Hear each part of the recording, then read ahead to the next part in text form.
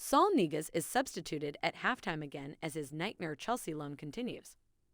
Although Thomas Touchpal insists choice to remove midfielder in his second week start at Watford was a tactical decision with Standard on a yellow card, as Sony gives his nightmare loan spell at Chelsea took another turn for the worst after being subbed at halftime for the second time in as many league starts for the club.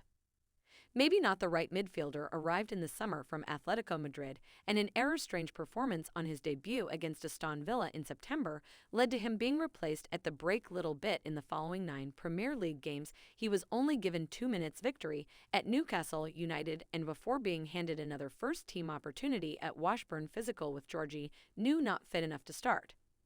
The 27-year-old failed to make the most of his chance with Wofford enjoying more of the game at Vicarage Road, and Emanuel Dennis having equalized. Following Mason Mount's opener was withdrawn at the break for centre-back Chicago Silva, and although the Blues barely improved, they still managed to ground out victory through a second-half high kunzea striker.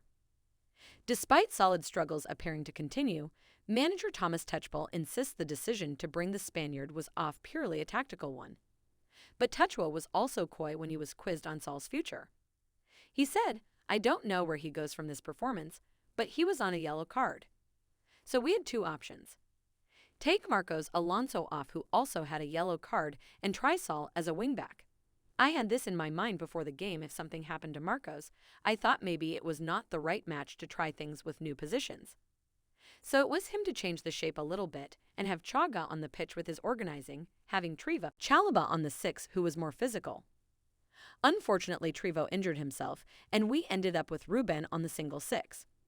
It was a tactical decision, as well as his Premier League appearances. Saul has also featured in a couple of cameo performances in the second half during comfortable 4-0 Champions League wins over Momo and Juventus, while he also started in Carabao Cup victories over Aston Villa and Southampton.